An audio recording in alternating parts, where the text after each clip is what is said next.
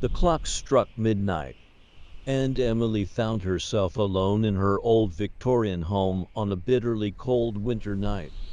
The wind outside howled, and the only source of illumination was the soft glow of the moon reflecting off the pristine white snow blanketing the landscape. Wrapped in a cozy blanket, Emily sat by the fireplace, trying to shake off the uneasy feeling that had settled in. The old house creaked and groaned, its time-worn wooden bones seemingly responding to the frigid night.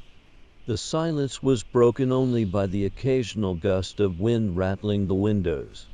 Just as Emily was about to dismiss her unease as a product of an overactive imagination, a faint, ethereal melody wafted through the air.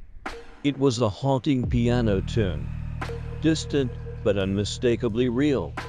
Puzzled, she followed the sound, her steps barely audible on the wooden floor. The music led her to the grand piano in the living room, its keys untouched for years. Yet, as if guided by an unseen hand, the keys began to depress, producing a melancholic melody that echoed through the empty halls. Emily stood in awe, realizing she was not alone. The temperature in the room dropped, and a ghostly figure materialized at the piano, a woman in a flowing, tattered gown, her eyes filled with a timeless sorrow. Met Emily's. The ghostly pianist continued her melancholy serenade, the music resonating with a sorrowful tale of love lost.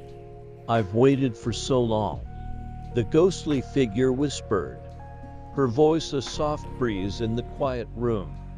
"This was our home, and the music was our solace."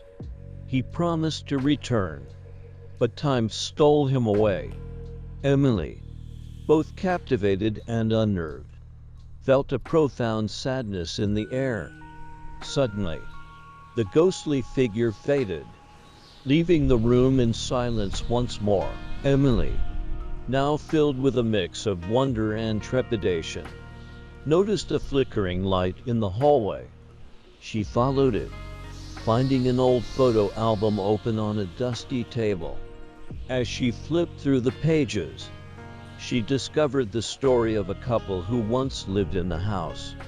The man had gone off to war and never returned, leaving his love to play the piano, a beacon of hope in the darkness. The ghostly pianist, it seemed, was reliving the cherished moments. As dawn approached, the ghostly serenade ceased. Emily, grateful for the enchanting encounter, felt a warmth in her heart. The house, once filled with an unsettling silence, now seemed to exhale a sigh of bittersweet tranquility.